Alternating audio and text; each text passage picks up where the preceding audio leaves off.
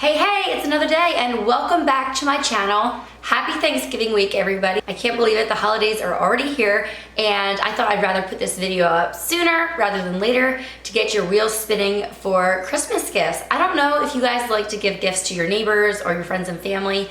My cousins and my aunts and my grandma, we like to exchange little handmade or home-cooked gifts. And so today's video is all about food. You can take these recipes and just make them for, your family for a meal, for supper, whatever. It's not all sweet stuff, guys. Or you can make these, package them up really cute and give them out as gifts. So I will be sure to show you in this video cute ways to package them up so that they feel just more special. Also, I did want to say that this is Thanksgiving week and we are planning to relaunch Fox Sparrow with a bunch of new items and restocks of some of the old ones coming up the end of this week. Not sure exactly which day yet, but follow me down below at Fox Sparrow on Instagram and you'll get all the details there and all the information is down below. But I have a Walmart grocery order that is ready to be picked up. So we're gonna go do that really quickly first and then I'll show you my grocery haul, everything that I got to make these recipes. I did earn a bunch of points through the Drop app by doing the Walmart grocery pickup. And the Drop app is sponsoring a portion of today's video, but we'll talk about them a little bit later. So let me go pick up these groceries and then we'll get cooking.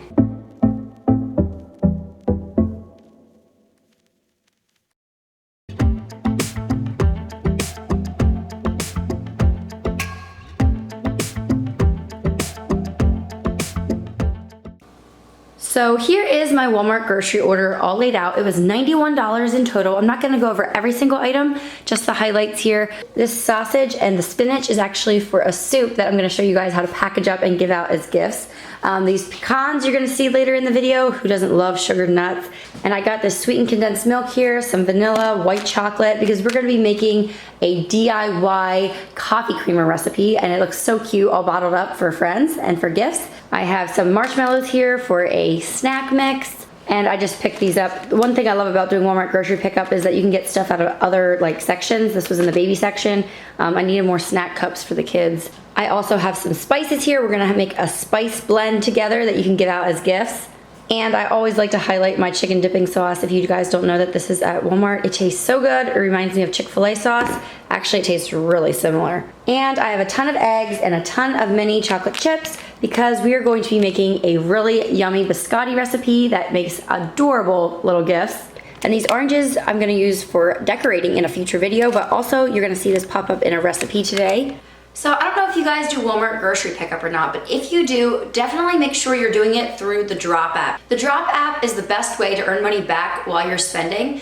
Basically what you wanna do is you just download the Drop app and then you go into there and there's a shop tab that you can look around and see what deals they're being offered, or you can just type in Walmart grocery, or it might just be there on your screen. And then I click on that and it takes me right to the Walmart grocery app and I just go ahead and order what I want and I go pick it up. And I get points. Currently it's 1,500 points for the Walmart grocery app every single time I order through the Drop app. And basically your points just add up and get you free money. You do have to link a credit card or a debit card, that way it can track your spending on the app. But basically the reason I wanted to talk to you guys about it right now is because this week, starting today and going to next Monday, the Drop app actually is doing a crazy promo. There are going to be boosted offers up to 5 times the normal amount. And I know I need to buy sneakers this coming week, and so that's what I plan on doing. Sneakers are not cheap, but when I buy them through the Drop app, I will accumulate a ton of points that I can use for other things later. Nike is on here, Old Navy. I also like Urban Outfitters and Overstock, Forever 21, American Eagle. Yeah, you gotta just go on the app and click around a little bit, but make sure you use the link down below. That way they know you're coming from my channel, and then you'll just link a credit or debit card and you will start saving right away. Okay guys, who's ready to cook? Let's get going. How many of you are coffee drinkers out there? Let me know down below. I enjoy only iced coffees, and this recipe was inspired by my favorite drink from Griddle and Grind, which is close by here. They make an amazing white chocolate iced latte, and so I knew I wanted to try this recipe, and even if you don't drink coffee, I'm willing to bet that your friends do. So we are going to be making white chocolate mocha coffee creamer, homemade, so delicious, and you'll just need a few ingredients. And you can do this in the microwave, but I did it on the stovetop, and I will put all the directions down below. But basically, you heat up sweetened condensed milk, a little bit of cocoa and vanilla in your kettle, and make sure you're whisking pretty good. You don't want lots and lots of lumps, but I kind of like a little bit of lumps in this, as you'll see in a bit. So once you've heated it a little bit in the stovetop, I just did it on a medium heat, about number 5 on my stove. Then I added the white chocolate chips and stirred that and stirred that and stirred that some more until they were nicely melted in. Make sure you watch the liquid, and if it starts to bubble, maybe like pull it off the burner for a little bit and then put it back on again. I actually bumped the heat down to a 2. I didn't want it to actually start thickening or like cooking or anything, because hello, we're dealing with chocolate here. And then once the chocolate was almost melted, and the key is almost, you want a few tiny little bits in there, at least I do. If you're not like me, then go ahead and just keep melting until it's completely smooth. Then after that, you just want to remove it from the heat and add your milk and whisk it until it's completely combined. And then I got this cute little jar. You can get these anywhere really, guys, and I used a funnel to help get it in, and there will always be like a stickier sweetened condensed milk residue on the bottom of your kettle. Just make sure you get that out too and put it in your jar and let it cool off before you put it in the fridge.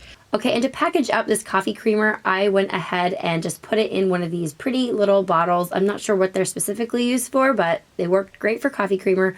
Although I will say my whole recipe fit inside this bottle. So this is definitely a very generous gift. You could definitely find something smaller and divvy it up to more people. But I just took some of this green Target dollar spot string and tied an ornament to the bottle with some greenery, made my own little handmade label. These labels did come from Dollar Tree last year, and adorable. Who would not want to receive some white chocolate mocha coffee creamer? Again, you can make this really cute with some letter stickers that say creamer on it or something. You can even gift it with some really good quality whole bean coffee. Yeah, the options are really endless here. So whether you drink your coffee iced or hot, this gift is sure to be a hit. And don't feel like you gotta give it away, guys. You can just make it for yourself, which is what I did here. Here is a super simple, yet actually really nice to receive gift. Any kind of spice blend that you like would make a great gift if you have like a certain thing you like to put on steaks or chicken. Here I am making a breakfast egg blend, I guess I'll call it. This is what I like to sprinkle on our scrambled eggs or avocado toast, sometimes on vegetables. It's just a really, really good seasoning blend. And this made about half a cup of seasoning. So you could easily double, triple, quadruple, you know, even times 10 this recipe and give it out to all your friends and neighbors, and then include a recipe for your favorite egg casserole or something. I really don't need to give you the directions here. Basically, you just mix them all together thoroughly. And then I used a funnel to put this into the salt and pepper shakers that I got at Dollar Tree.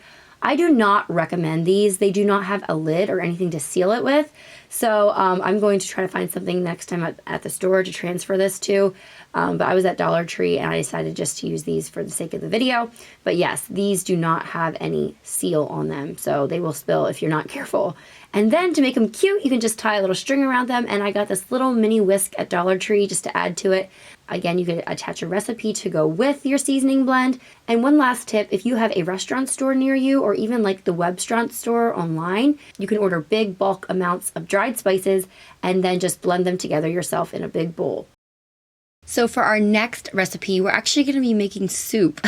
Yes, you can give soup as a gift, and it's actually a great break from the traditional sweet stuff we usually pass around. And there is a way that I want to share with you here towards the end of this section, how to give away soup, that it's cute and also, you know, edible and safe. So I am making Italian wedding soup here. You can really use any soup recipe that you want.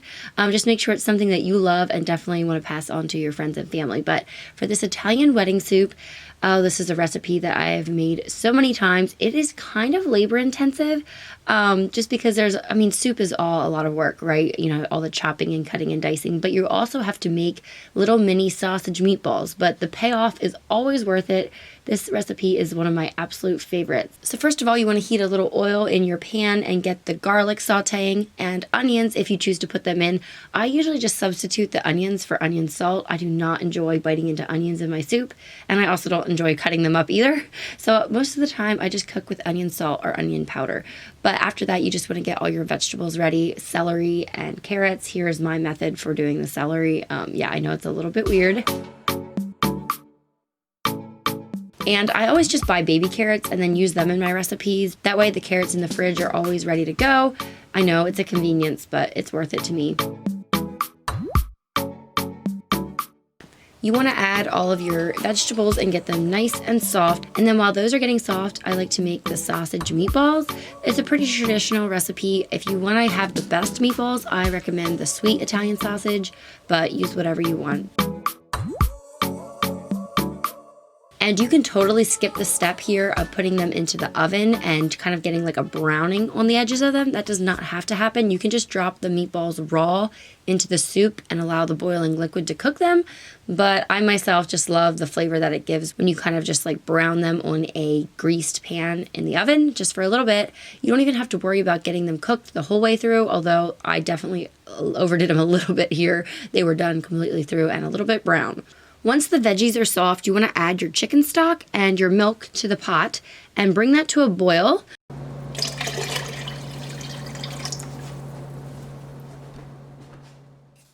And then after that, you can drop in the meatballs, and if they're raw, they will cook at that point.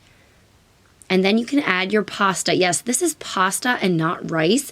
I found this at a bulk food store. Actually, Sharp Shopper in this area has it. You can actually use any kind of tiny pasta. I know alphabet letters work, whatever you can find. And then you want to let it boil, not wildly, just like a fast simmer or a slow boil for about 8 minutes. And then reduce the heat and make sure you watch your time because you don't want the milk to curdle. And then you just let it simmer slowly for 10 or 15 minutes and add your spinach. I just used frozen, but you can use fresh, whatever. And then you're ready to bottle it up. And all I do is take a quart mason jar and I just fill it up to almost the top with the boiling hot soup. Make sure your soup is super hot and then just put it right in, ladle it right in using a funnel if you have one, and then seal it up right away. Turn that jar lid really tight, and guess what? The heat from the soup inside the jar is going to seal it. Now, I don't quite 100% trust this method. Like, I don't set these soups on the canning shelf for like 6 months or anything, but I will keep them in the fridge. If I do this for myself, sometimes I will just like save one jar for leftovers and put that in the fridge, and then it's good like 2 or 3 weeks later.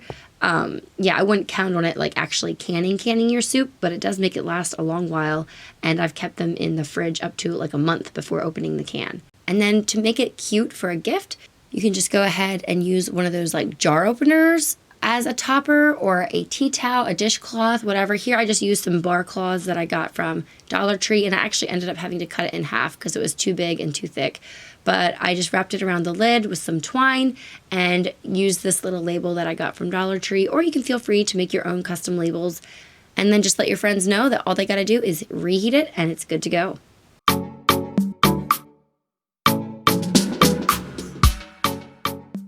Okay, this recipe is a little bit of a different take on Christmas cookies. I'm sure you guys are familiar with the tradition of passing around Christmas cookies to the neighbors or whatever, and I feel like Biscotti is just a step up.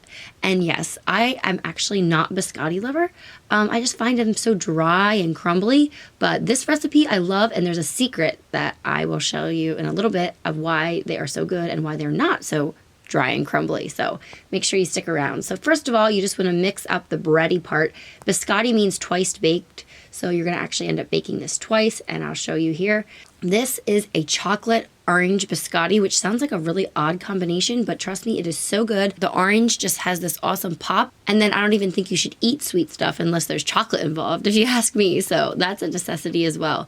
So in a large mixing bowl, you're going to basically make a cookie dough and beat your butter and your sugar until it's combined well, about 2 minutes, and then you're going to add your eggs, your orange extract, and your orange zest. And I just use the orange juice from the oranges instead of orange extract.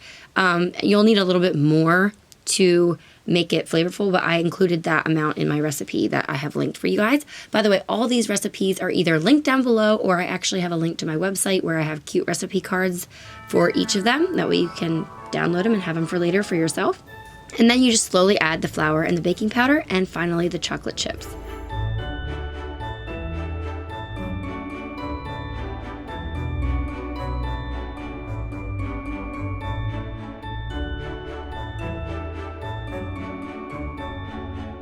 So for the first round of baking, you need to shape your dough into a long rectangular log, and this is going to be easy because the dough is really stiff and easy to work with. You want to make your biscotti dough about 1/2 inch high, but you can make it as long and as thin as you want to.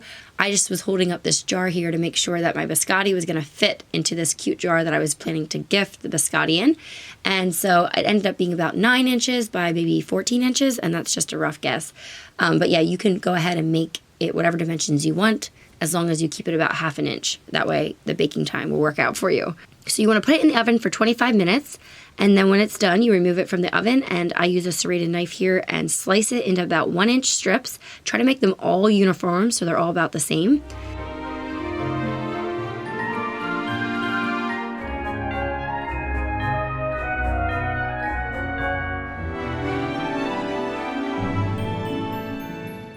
And place them on a baking sheet on their side, right like that. There you go. And then just be careful. They are a little bit fragile and bready at this point, and you don't want to break them.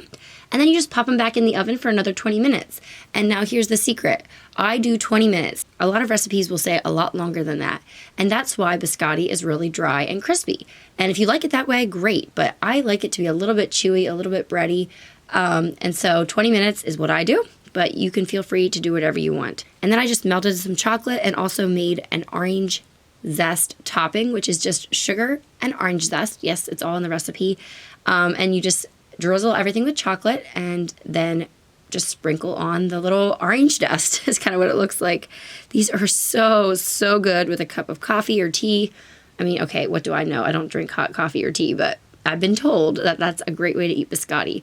And then I just packaged it up in this cute little jar that I got from Target and added a little Christmas tree ornament that I had gotten at Dollar Tree. Isn't this so cute? You could even add cute little letter stickers that say desserts or snacks or cookies or something onto the glass. But yeah, there you go. A delicious and adorable gift.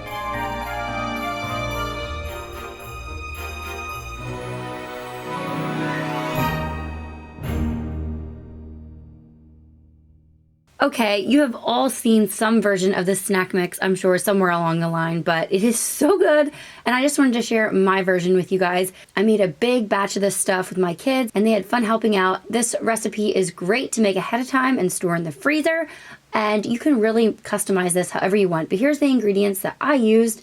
And basically, you just want to mix all the dry ingredients together. I did want to point out the pretzels that I was using, which are the ultra thin ones from Walmart. They are by far my favorite. They're super thin, super salty, and they just work great in all kinds of snack mixes. Also, I always recommend buying a big bag of the holiday M&Ms. You're going to use them sometime throughout the Christmas season, and they're always cheaper in bulk. I forgot to show these marshmallows, but I like to add a bag of marshmallows. That's 10 ounces. There, you may eat a few out of there. It was quite the challenge to teach the children about moderation. They would have ate that entire thing of M&Ms, but I held them back. Again, my version of this recipe is down below. And so once you have all your dry ingredients mixed into a big bowl, this is a huge Tupperware bowl, you want to go ahead and mix together your white chocolate chips, and then you add oil as well to make sure that it gets nice and smooth. And then here I just popped it in the microwave. Went for quick and easy here, and just put it in for a minute, stir it, put it in for another minute, stir it, and you should actually be fine after that. But if it's still not smooth, you can keep adding 30 seconds until it is. While the chocolate was melting, I just tossed all the dry ingredients together so that they were nice and mixed up ahead of time. And we were trying all kinds of methods to get this stuff all mixed up. The kids wanted to shake it, and yeah, at one point the lid popped off. It was a crazy mess, but hey, it worked out. So after you get the chocolate out of the microwave, you want to let it sit a little bit to cool down because you don't want it to just melt the M&Ms or the marshmallows. So this is the perfect time to clean up the kitchen, or I also read a book to the kids. My children are 3 and 1 if you are just finding my channel today, and they're 18 months apart, and they love to do pretty much everything together. And then you just go ahead and pour your chocolate all over, and I just added a little bit and stirred, and a little bit more and stirred. And then I just lined a jelly roll pan and the jelly roll pan lid with wax paper and poured everything onto there and tried to make it a decently thin layer for it to dry on. And then I ended up needing a whole nother tray yet too. This did make a really big batch. After it is cooled and hardened, you just want to break everything up and put it into freezer bags to freeze, or you can package it up really nicely. This container I picked up at Dollar General. I imagine they would still have them. and you can see here it was $2.50. And then really quickly, as fast as you can, package up all the snack mix before you have a chance to eat it all, because you will if you let yourself. Definitely want to divvy this up for friends because, yeah, this stuff is addicting.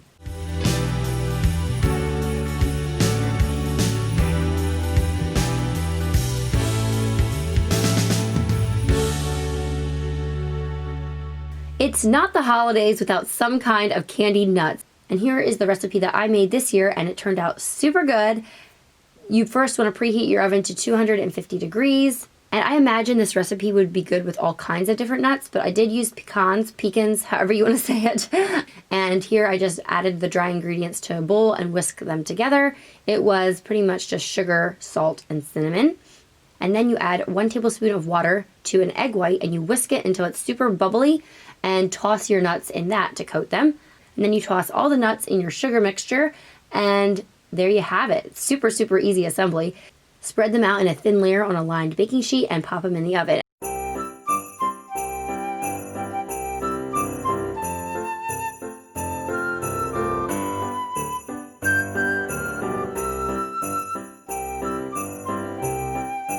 And then I just set a timer for every 15 minutes to just move the nuts around, get them, scraped up from the bottom of the pan. And it took an hour in the oven total. They're so pretty and so delicious, and there's so many fun ways you could package these up. Here I just used this pretty parchment paper colored brown cardboard box that I got at Dollar Tree, and I just put it in there and wrapped it up kind of like a gift, which means you just cut a length of string and lay the middle of the string across the middle of the top of the box, and then pull the string around to the bottom, flip it around, and make the string run perpendicular to the other line.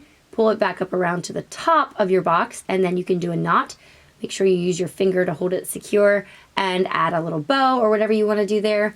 And you have a cute, pretty little gift that anyone would be happy to receive. And there they are. There's so many ideas that I could have included in this video, but I do not have unlimited time, and I know you guys do not have unlimited time either. So I hope at least one of these ideas inspired you, either for a gift or maybe just for yourself. Let me know down below in the comments which one you plan to make, or let me know if there's a recipe you like to make every year for your friends and family, and include it in the comments below so we can all be inspired for this year or maybe next year. Also, don't forget to check out last year's video for DIY gift ideas. Also, before you cook this year, make sure you download the Drop app before you go buy any groceries from Walmart Grocery Pickup, or any holiday shopping at all really, guys, because the Drop will save you in so many different ways. My link is down below. Thank you all for watching. Happy Thanksgiving, happy holidays, and I'll see you all on the next one. Bye everyone.